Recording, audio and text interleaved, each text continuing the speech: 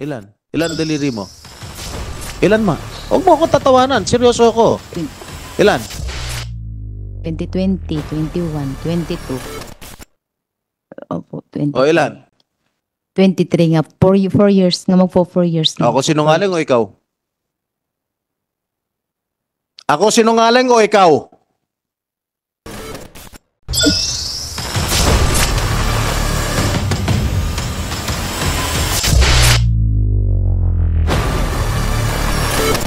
No, ito yung part 2 ng ating video. Ang nagtanong dito si Senador Jingo Estrada. Ayun yung makikita yung itsura niyo mga kabanat. Galit na galit talaga eh. Grabe, no? Kaya nga sabi ni Senador Rapi Tulfo, kinat niya muna dito si Senador Jingo Estrada kasi uminit ang ulo eh. Sabi ni Senador Tulfo, pahinga ka muna, mapalamig ka muna. Grabing init niya ang ulo dito sa pagtatanong dito kay Franz baka maligaw naman Franz Castro naman. Kay Franz Ruiz, no? Itong portion na ito, grabe, no? Tanong din si Senador Rapi Tulfo dito eh. Medyo galit na dito si Jinggoy sa pagsisinungaling, no? Mantakin mo mga kabanat D1 pa lang pala gusto niya nang paalisin itong si Ate LV, no? Vergara kasi nag-apply daw nito ng trabaho ay sa palengke. So hindi daw pwede sa palengke dahil daw mayroong konting diferensya, no, ang utak dahil nga daw nilalagyan ng buhok, nilalagyan ng pako yung heater at dami niya pang mga sinasabi. Pero D1 pa lang ay D2, ano? Pero kinalaunan nilagyan niya inopera niya ng 5,000. Tapos lalong uminit ang ulo ni Senador Senador Jingo Estrada nang sabihin niya na bago pa lang itong si LV. Sabi nga ni Jingo 4 years kasi 2019 pala itong pumasok, umabot pa ng 2023. So paano mo nasasabi yan na may diferensya sa utak ang isang tao? Ibig sabihin ibig sabihin talaga yung si Ate LV nabulag talaga doon sa pangangalaga ng ano na ito, no? Kung nagtatrabaho talagang minaltrato ng gusto. So panoorin ito mga kabanan, no? Kayo nung amasga dito medyo grabe, no? Ang tension dito sa ginawang hearing dahil dito sabi ilang minuto ba ito? 10 minutes lang mga kabanat ito. Mga highlights ika nga ng mga kung saan uminit ang ulo ni Senador Jinggoy. Si Ate LV po ay ang ano ko sa kanya. Pakinggan yung mabuti itong mga palusot ng babae na ito. Tara, makikita mo nagsisinungaling.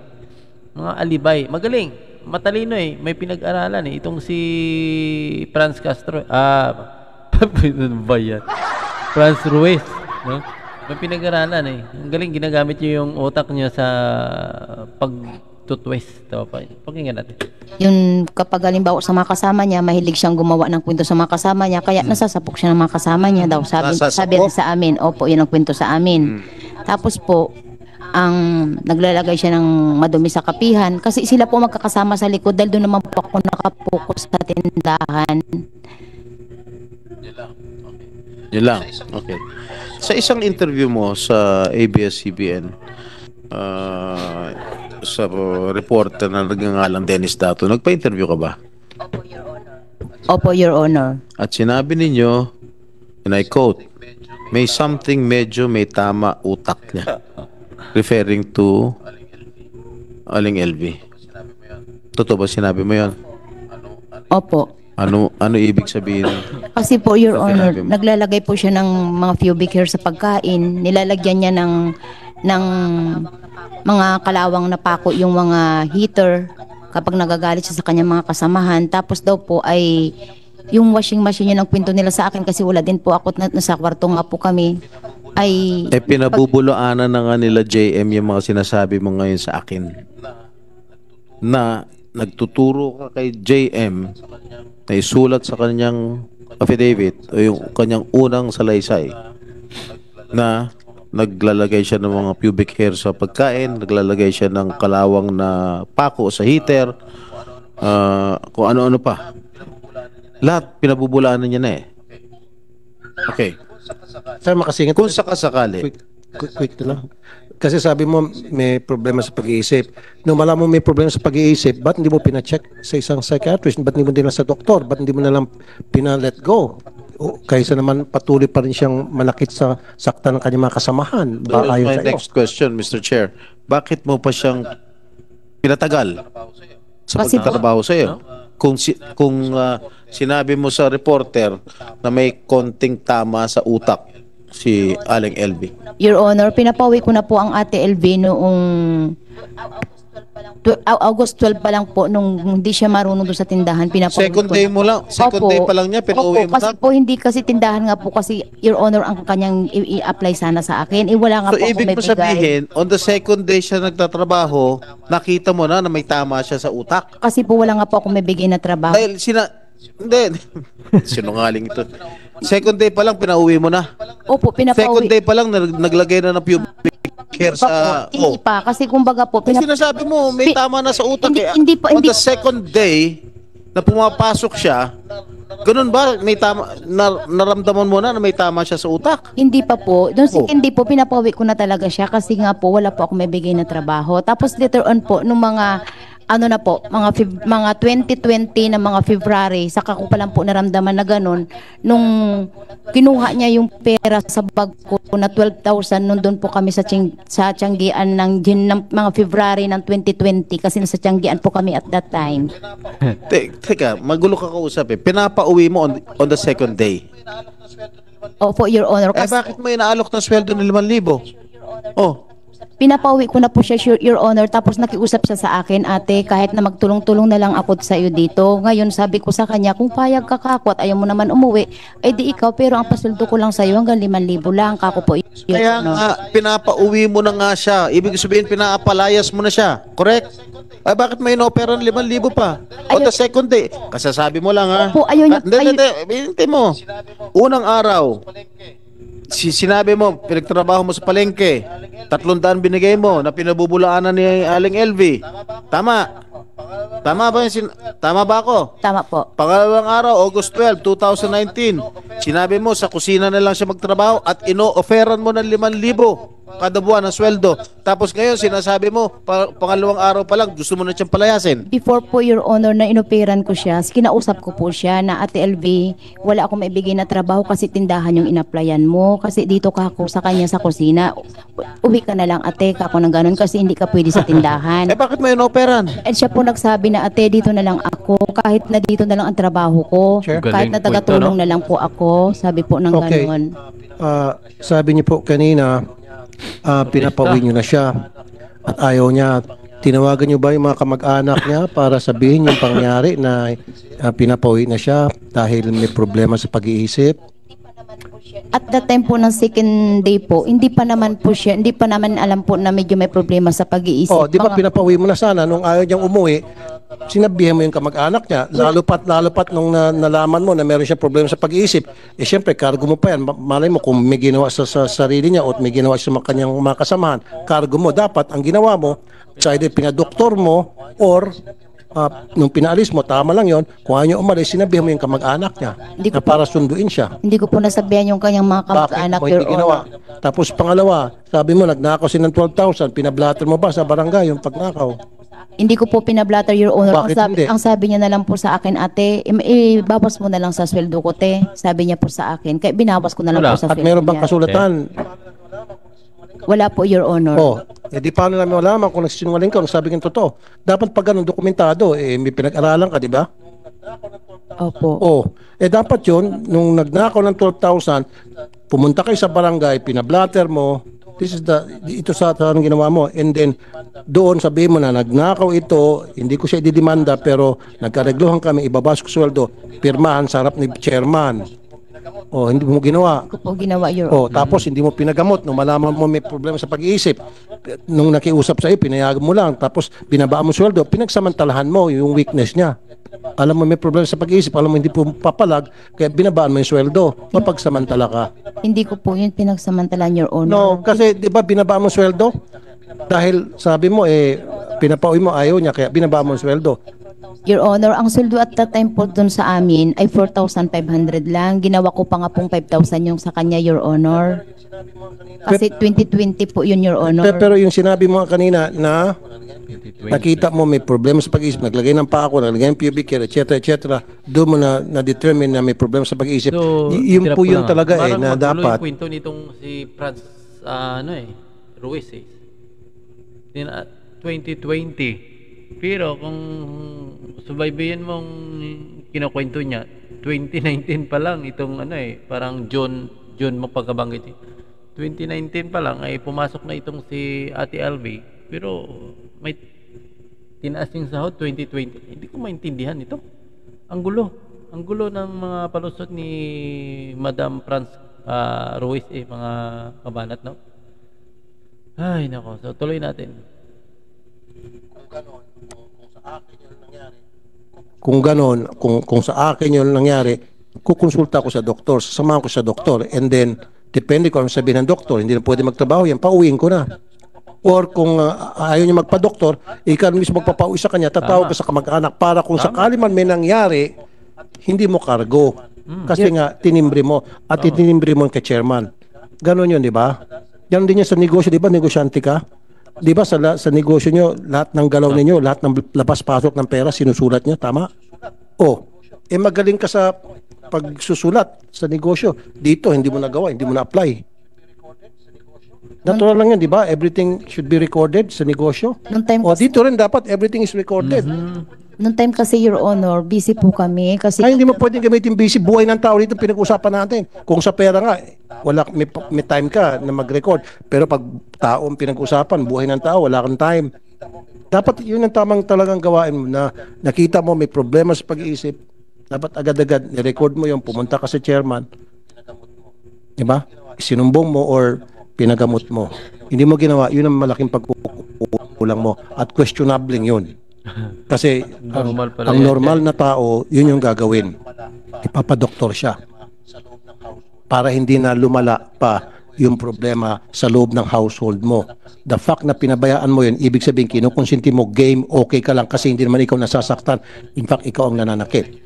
Yun yung basa ko doon. Salamat, Senator Jinggoy. Thank you, Mr. Sa mga portion na ito dito, mga kabayan.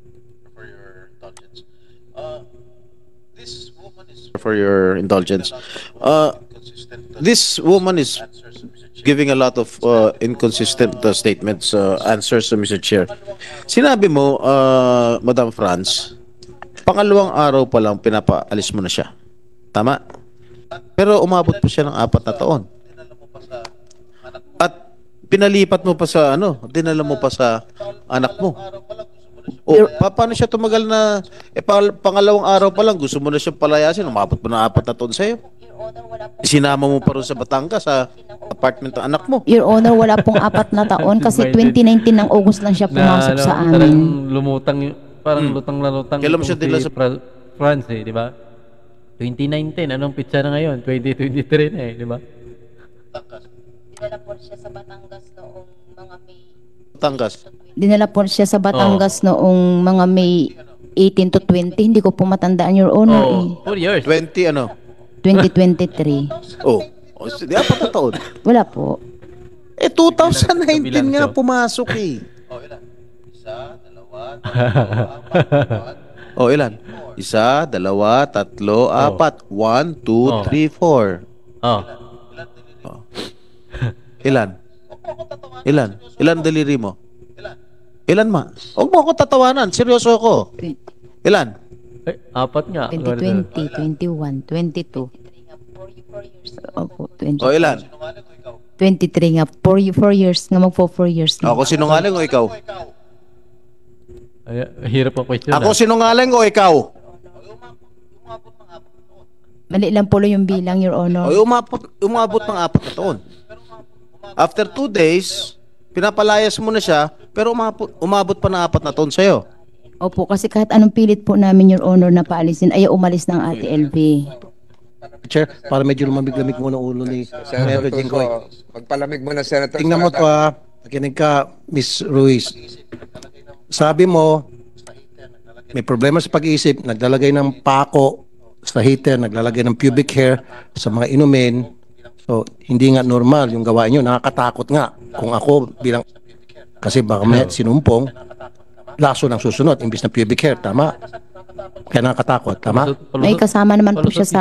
Di ba sa nakakatakot yung, di ba, yung ganong gawain? Opo. Mo anak mo, Opo. lahat gagawin mo para maprotekta mo yung anak mo, tama? Opo. Lalo pat babae, 15 years old. Opo. So, bakit tinasper mo siya? Alam mo may problema sa pag-iisip, naglalagay ng mga kuha mga dumi sa inumin. Bakit mo itatransfer siya sa anak mo na mahal mo? Nandiyan po si Fe na tagapagbantay ng... Regardless. Hindi mo dapat nilalayo mo yung mga tao may problema sa pag-iisip ayon sa iyo, nilalayo mo sa anak mo. Baka madisgrasya yung anak mo. Ang ginawa mo, inilayo mo sa iyo para ilagay sa anak mo. Therefore, hindi totoo yung sinasabi mo. Kasi kung ako Tama. may problema sa pag-iisip yung isang kasambay, granting naging magkatulad tayo ng konti sa pag-iisip, hindi ko pa doktor, hindi ko pa uwi. Pero hindi ko itatransfer sa anak ko. Ilalayo ko lahat ng kapahamakan sa anak ko. Matatakot ako. Ikaw, tinasper mo pa na ayon sa may problema sa pag-iisip. So therefore, nagsisinungaling ka. Ay tiwala po kasi ako kay Fe dahil kasi si Fe po, nung pumasok sa akin, hindi ko man siya nakita. Regardless, Tiwala na po ako. diba, kung yung mga kasamahan nga niya, sabi mo, ayon sa bibig mo, mga kasamahan niya, nilalagyan niya po anong klase mga dumi sa pagkain, sa inumin. Hindi ba pumasok sa isip mo na pwede rin gawin sa anak mo yon? Hindi na po pumasok sa isip ko, Your Honor, kasi nandun si Fe. Dahil ang anak ko po napasok ng alas 5 ng umaga. Hindi pwede kasi lahat tayo, mahal natin mga anak natin, especially babae pa. Kaya mo hindi na naisip yun. Ibig sabihin, hindi mo naisip sapagkat ikaw ay hindi nagsabi ng totoo. Yun lang yun eh. Marami kasi inconsistency, hindi tumutugma-tugma yung mga sinasabi mo. Tapos ngayon, pagmamalaki mo pa na may problema sa pag-iisip, kaya ngayon hindi mo alam na hindi mo nasabi yung hindi mo naisip Ayoko na dapat. Ayoko na ito mapakinggan. Sana para matuloy-tuloy yung questioning ni Senator Tulfo. Kayong tatlo dyan na witness, obserbahan ba nyo na may pagkabuang-buang ito si LB? Obserbahan ba nyo na parang may sira sa ulo? Wala LB? Ha? Hindi po. Saan si Ring? Sino ka? Patrick, Simbaon. Tingin mo kay LB, matino ang pag-isip, hindi sira ulo. Hindi po. Ikaw, John Mark, Hindi rin po. ikaw, Dodong. So, natural, normal, nasa tama pag-isip si LB. Honest opinion ninyo yan, ha? O hindi kayo kinukuers dito. So, kasalungat yung obserbasyon ninyo sa obserbasyon ng amo ninyo. Okay, thank you. For the record, Mr. Chair. Thank you. Senator Jinggoy, thank you. Thank you, Mr. Chair, Senator Bato. Okay, Madam Franz, sinabi niyo last hearing na bumubugbog kay Aling LV ay ang kasamahan niya na pinangalanan ninyo na JM. Tama po ba? Hindi po nang bubugbog, sinuntok lang po yung kabilang mata niya sa kaliwa. Iba po yun. Nagsumbong ba sa'yo si Aling LV na sinaktan siya? Hindi po. Paglabas ko ng kwarto nung umaga, nakita ko lang ba't may ano yung mukha ko po. Ang sabi po, sinuntok daw. Tinanong ko po silang dalawa kung bakit ka ako sinuntok mo naman. Kasi sabi niya, ginamit yung gamit ko, ginamit yung brief ko, ginawang basahan yung mga damit ko. Yun po ang sabi sa akin, Your Honor. JM, sinuntok mo ba? Hindi po. Ang sinabi mo kanina sa pahayag mo kanina, tinatanong kita, natabig mo sa inis mo dahil ginamit yung damit mo bilang basahan. Opo. Paano tabig? I-demonstrate mo nga kay Patrick, kung na kay Aling LV pa. Parang naganon ko lang po. Ganon. Kutos. Opo. Kutos lang. Opo. Okay. Sa likod? Oo. Hindi sa muka? Hindi po. Pero ang sinasabi nitong amo mo ngayon, sinuntok mo sa muka. Hindi Tama po ko totoo ba? yun. Ha? Hindi po totoo. Kinabubulaanan nga ni JM. Tapos may kaharap. Sinungaling po siya. O bakit hindi mo siya tinanggal? Nung allegedly sinabi ni Aling LV na sinuntok siya ni JM. Pinag-usap ko po silang dalawa, tumingi naman siya ng pasensya kay Ate LB. Pinagbigyan naman po naman ang Ate LB, kaya pinabayaan ko na po sila. Total magkaayos naman silang dalawa. Magkaayos silang dalawa? Opo. Okay. Tinanggi niyo last hearing na sinaktan niyo si Aling LV? May nakita ba kayong pasa o sugat sa anumang parte ng katawan ni Aling LV nung panahon na namamasukat siya bilang inyong kasambahay? Your Honor, hindi kasi ako masyado nakakapokus sa kusina. Your Honor, doon ako sa tindahan. Basta't ang nakita ko Ayoko lang ng ganun sagot. Sagutin mo yung diretso yung tanong ko. Anak- May nakita ka bang mga pasa o sugat sa katawan nung una siyang namasukan nung August 11, 2019? wala. Hindi ko po napansin, Your Honor, kasi ang kanyang buhok medyo pahaba ng ganun na medyo payat siya. Tapos yung mga nakadamit po siya ng mahaba, nang nakatukong siya ng mahaba dito. Kaya wala pa ako na may Sa tagal mayroon mo, man. ano pangalawang araw? Sa tagal nyo ron, wala ka bang napapansin na May mga sugat? sugat po siya. Dito sa mga ganito niya, tapos sa ulo, tapos sa mga hita niya, may mga kamot-kamot po siya nung pagpasok Kailan niya. nyo napansin na meron siyang sugat at may mga pasa-pasa? Hindi po Sa pa tagal niya nagtatrabaho sa inyo, since August 11, nung pumasok siya bilang inyong kasambahay. parang mga 3 days po, may nakita na akong pakunti-kunti. 3 days? Opo. Ano nakita mo? May mga piklat na po siya sa katawan niya na iba. Oh, hindi mo siya tinanong? Ay, marami pa akong gawa, Your Honor. Oh, Kaya bilang amo, di mo siya tinanong. Hindi na ako nag-usyoso ng buhay Normal nila. nung pumasok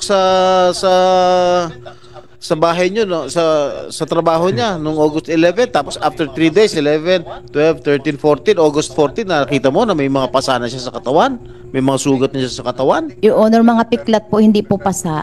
Dr. Estrada, I think we can refer to the medical records again and to remind the body that we will have an executive session kasi nakikiusap sina Senator Tulfo na paalis din sila. But we can revert back to Mrs. Franz Garcia Ruiz if you will allow after the conclusion of the executive session. Kasi itong si Franz Ruiz ay humihingi no? dahil para daw sa seguridad ng kanyang anak kasi nandito daw ang anak ate tatanungin para sa seguridad ng kanyang anak dahil hinihinga niya ng para hindi mapahiya nga dahil nga parang ang nakasalalay dito no yung kanyang anak kasi siyempre bubulihin niya sa school alam mo naman natin na ngayon so mamaya itatry kong i-upload ulit yung ibang portion ng video na yun so, pagkatapos nila kasi pagkatapos ng executive session nila magkaroon niya ng hearing ulit kung anong hindi naman sasabihin yung buong detalye pero mayroong malalaman na kung nagsisinungaling itong si Franz talaga kitang-kita natin niya inconsistent talaga yung kanyang mga paliwanag ang labo ang hirap pagtugmain yung mga sinasabi kitang-kita mo talaga na gumagawa siya ng script sarili niyang kwento no kitang-kita talaga mga kabanat na gumagawa siya ng sariling kwento yun nga ay nagalit na lang si Senador Jingo Estrada dahil sa mga palusot niya no ba ultimo magbilang ng taon daw yung kalimutan niya dahil sa sobrang kumbaga sa sobrang niyang gawa ng script na halos hindi niya na malayan yung mga sinasabi niya so yan naman mga kabanat at